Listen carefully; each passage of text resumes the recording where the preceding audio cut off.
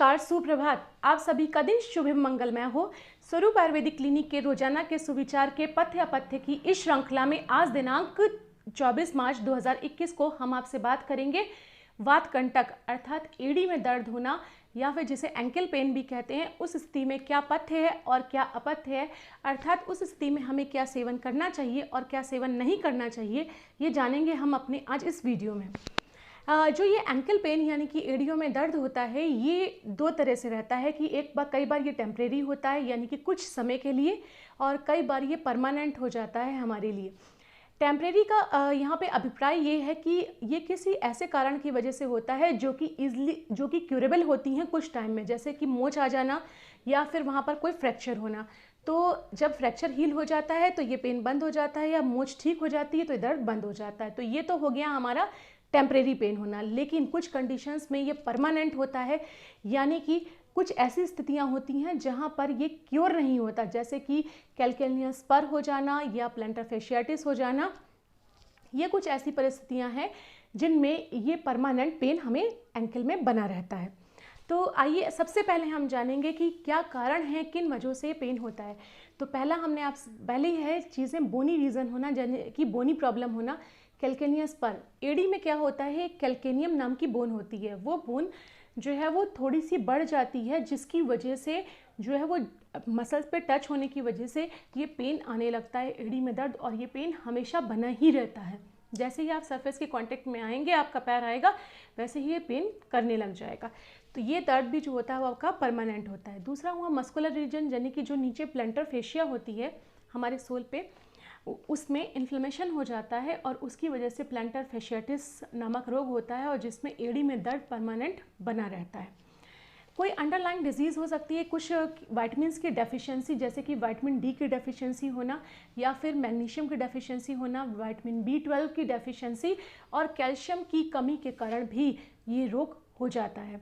कोई आर्थराइटिस यानी गाउट वगैरह होना, उसमें भी अगर हो जाता है तो भी, या यूरिक एसिड जिसमें बढ़ जाता है, यूरिक एसिड के बढ़ जाने से भी ऐसा होने लगता है कि एंकल में पेन आने लग जाता है। ये ज़्यादातर रोग हमें उन लोगों में देखने को मिलते हैं जो कि लंबे समय तक खड़े रहते हैं या फिर अपने फूड का एक्सेसिव यूज़ करते हैं। कोई पर्टिकुलर बहुत ज़्यादा एकदम से एक्सरसाइज करने से भी ऐसा हो जाता है। जो लोग मैराथन वगैरह करते हैं उनमें ये पेन अक्सर देखने को मिल जाता है। या फिर अगर मान लीजिए फ्लैट फुट हो जाए, क्योंकि फुट में एक कर्व होता है ऐसे करके, अगर वो कर्व ख़त्म हो जाए और फुट फ्लैट हो जाए तो उनमें भी ये दिक्कत हमेशा बनी रहती है। बात करते हैं अगर आयुर्वेद की, तो आयुर्वेद हमारा कहता है कि वात और कफ दोष के प्रकोपित हो जाने की वजह से वात कंटक यानी कि एड़ी में दर्द होने की समस्या होती है। ये तो हमने जाना इनके कारण, और अब हम जानेंगे थोड़ा सा इसके लक्षणों के बारे में। तो लक्षण में यानी सिम्टम्स में ये होता है कि इसमें किसी भी रोगी को शुरुआत में, तो जब वो सुबह सो के उठता है तो उससे जब वो पहला कदम अपना ज़मीन पे रखता है तो शुरुआत में एड़ी में हल्का हल्का दर्द महसूस होता है।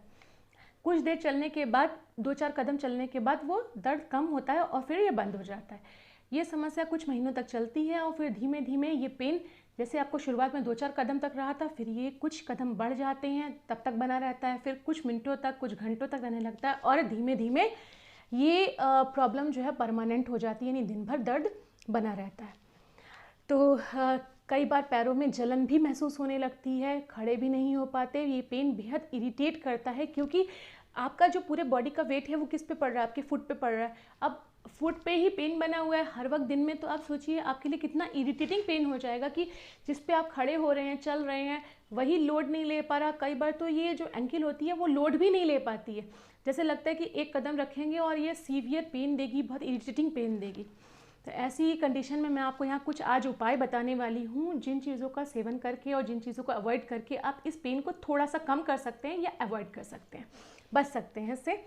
तो सबसे पहले हम बात करेंगे अपथ्य के बारे में कि क्या चीज़ें हमें नहीं करनी चाहिए।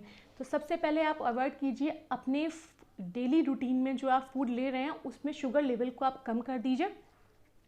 सबसे पहले आपको ये करना है, आपको नहीं लेना है जंक फूड, नहीं खाना, बेकरी प्रोडक्ट्स, ये सब आप अवॉइड कीजिए या मात्रा में इन्हें बिल्कुल कम कर दीजिए।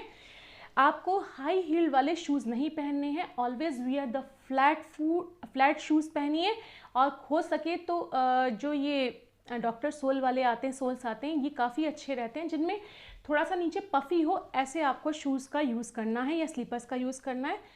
कोशिश करिए कि आपका वेट कम से कम रहे, क्योंकि वेट जितना ज़्यादा होगा एंकल पेन उतना ही ज़्यादा आपका बढ़ेगा। बात करते हैं अब हम पथ्य के बारे में कि यानी कि किन चीज़ों का हमें सेवन करना चाहिए। तो मैंने यहाँ आपसे कहा था कि हमेशा आप शूज़ पहन के रखिए, कभी भी बेयर फुट मत रहिएगा। अगर आपको ज़रा सा भी एंकल पेन की समस्या आ रही है तो आप तुरंत स्लीपर पहनना चालू कर दीजिए। कभी भी जो है वो आप नंगे पाँव बिल्कुल भी नहीं रहिएगा, ये बात हमेशा ध्यान रखिएगा। और हाई हील्स आपको बिल्कुल भी नहीं पहनने हैं, ठीक है। इसके साथ साथ आपको क्या करना है कि हर रोज़ शाम को आप गर्म पानी की सिकाई करेंगे। उस गर्म पानी में आपको क्या करना है, 4 चम्मच सेंधा नमक डालना है और 4 बूंद यानी 4 ड्रॉप्स आपको उसमें मस्टर्ड ऑयल डाल के आपको उस गर्म पानी में अपने पाँव की सिकाई करनी है। इससे क्या होता है कि अगर प्लैंटर फैशियाटिस की वजह से पेन हो रहा है तो वहाँ इन्फ्लेमेशन कम हो जाता है और पेन जो की टेंडेंसी बहुत ज़्यादा कम हो जाती है, मसल्स रिलैक्स हो जाती हैं। साथ ही साथ जब आप सुबह सो के उठिए तो क्यों वहाँ पे आपको क्या करना है कि सुबह पहला कदम ज़मीन पे रखने से पहले आप अपने फुट की स्ट्रेचिंग कर दीजिए। अगर आप अपने फुट की स्ट्रेचिंग कर देंगे तो जो आप पहला कदम रखेंगे तो वो आपके लिए बिल्कुल भी पेनफुल नहीं होगा या बहुत कम पेन होगा। तो आपको पहले आप सोकर उठने से पहले बिस्तर पे ही अपने फुट की स्ट्रेचिंग कर लेनी है, ठीक है। पर्टिकुलर 1-2 स्ट्रेचिंग्स होती हैं जो अगर आप गूगल पे देखेंगे तो मिल जाएंगी, और वो स्ट्रेचिंग्स आपको करनी है। ये तो हो गई चीज़ें कि आपको क्या क्या करना है। इसके साथ साथ थोड़ा सा डेली रूटीन में आपको, जो मैंने कल अपने एक वीडियो में बताया था कि हमें आर्थराइटिस की कंडीशन में मेथी के बीज लेने हैं, घी में भूनना है, उन्हें पीस लेना है और 1 चम्मच पाउडर को गुड़ के साथ दिन में 1 या 2 बार लेना है। ये बहुत अच्छा काम करता है एंकल पेन के केस में भी। तो ये अपने रूटीन में चालू कर दीजिए, दिन में 1 से 2 बार बस मेथी के बीज लेने हैं आपको।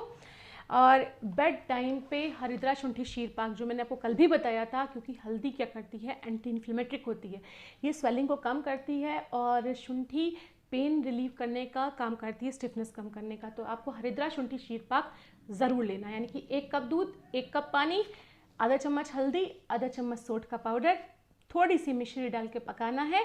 जब वो पककर 1 कप रह जाएगा तो छान के गरम गरम रात में सोते समय पीना है। ये आपको ज़रूर करना है, ये हल्दी वाला दूध नहीं है, ये बात ध्यान रखिएगा। तो बस कुछ चीज़ें हैं जिसे हम करके अपने एड़ी के दर्द को बहुत हद तक कम कर सकते हैं या उसे अवॉइड कर सकते हैं। तो मैं फिर से कहती हूँ, छोटी छोटी सी चीज़ें होती हैं, अपने डेली रूटीन में शामिल कीजिए और आप हमेशा हेल्दी रहेंगे। और इसके लिए आपको करना क्या है, मेरे दिनचर्या के सुविचार के पथ्य की श्रृंखला से मेरे साथ जुड़े रहिए। धन्यवाद।